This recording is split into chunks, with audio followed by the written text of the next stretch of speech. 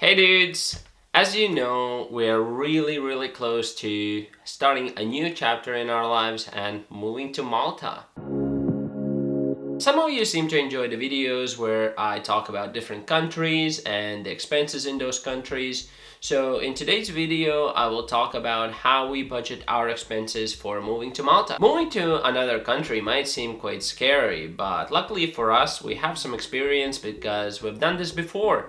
And if there's one thing that we've learned from all this is that having enough money definitely helps, and preparation for all of it is key. Moving countries definitely costs a lot of money, and it will cost a lot of money for us as well. So before you wonder, where did he get all that money? Just so you know, we've been saving money for over a year now just so that we could do this. So now I'm just gonna go through all the money that we're actually spending for our move to Malta. So the very first one is clearly airplane tickets, which will cost £100 each. And that's because we chose to sit together, which costs a couple of pounds each. It's not a big deal. Then we also both need a carry-on luggage, and we both need 2 check-in luggages, which then costs extra. And that's actually quite a good deal because we bought our tickets about 2 months prior to our flight, and if you check the tickets now, it would be about £300. So we saved a little bit of money there. Then we needed the actual suitcases because we need to take all of our shit with us, and we only had 2 of those carry-on luggages in our attic, which basically we've taken to all of our trips before, and they kind of look like disgusting trash, so we threw those out and just wanted to buy some new ones, nice ones. Plus we needed a lot more and a lot bigger luggage suitcases, so both of us each spent £90 on those ones, which clearly is optional if you already have suitcases at home, or you don't have as much shit as we do, or someone is just willing to give theirs away to you so you can take it with you. Another thing is that we're flying from Edinburgh and not from Glasgow because there's no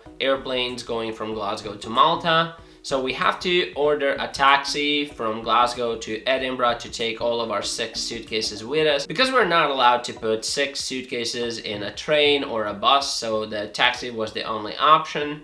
And the taxi will cost us £100 to take us from Glasgow to Edinburgh airport as well. This expense is quite unusual one, but you never know how much stuff you will be taking with you, how far the airport will be, what are the rules on trains and buses. You could probably get it a lot cheaper if you just take a lift from someone, but I don't know if someone would be willing to give you a lift from Glasgow to Edinburgh. It just always depends on the situation.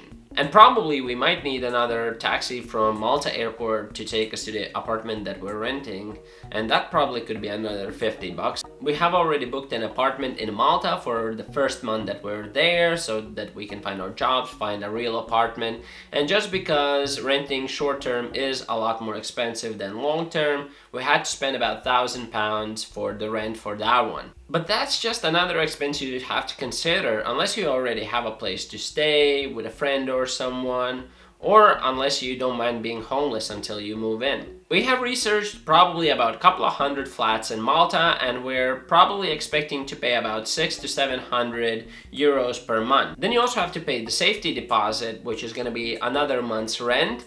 And then on top of that, if we're renting from an agency, they will take a half of the first month's rent as their pay for providing the service. Then we would have to say goodbye to 1,400 euros plus 350 euros for the agency fee. And we did pay our safety deposit for this flat as well, so technically we might get that safety deposit back and we could use it for the next flat, but a good advice would be not to count it at all, because you never know if your landlord is going to give you the money back, so we are not counting that as part of our budget. Also, you could probably add another expense, which would be food costs. So you could calculate that by how much money you spend on food in a month.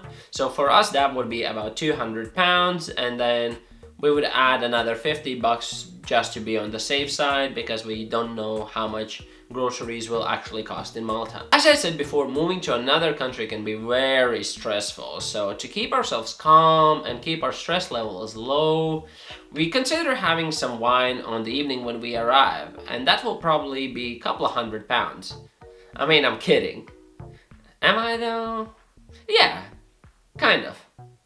Maybe. So the total expenses for 2 people will come up to £200 for flights, 180 for suitcases, £100 for taxi, £1,000 for the flat that we're renting for the first month, £250 for food, and £1,750 for the actual flat that we're gonna rent. All of that comes together as £3,480 or £3,500, but of course that's not all the expenses included, because you should also include unexpected and unplanned expenses like emergencies. For example, you could have an unexpected injury, or your teeth might ache. For example, both of us went to the dentist throughout the whole summer just to get all of our teeth fixed, and that was over like close to £2,000 for both of us together, which, like, the dentists in UK are crazy expensive, but you never know how much dentistry or any hospital payments would be in another country, so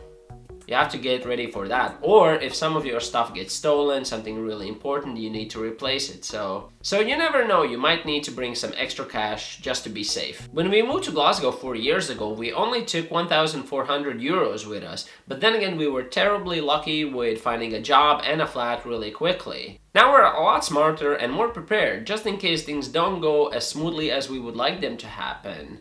And we really want to live in Malta, and we want to give ourselves a real chance in succeeding. I also wanted to include a part where I talk about preparation and planning that we're doing for Malta that's not necessarily associated with money, but I was feeling kind of lazy today, so if you would be interested in seeing that kind of stuff, you could leave it in the comments so I know if I should be bothered. That's it for today's video. Thank you so much for watching. If you found it any useful, leave a like, and if you would like to see more videos about us moving to Malta, you can subscribe to my channel, and I hopefully will see you in the next video.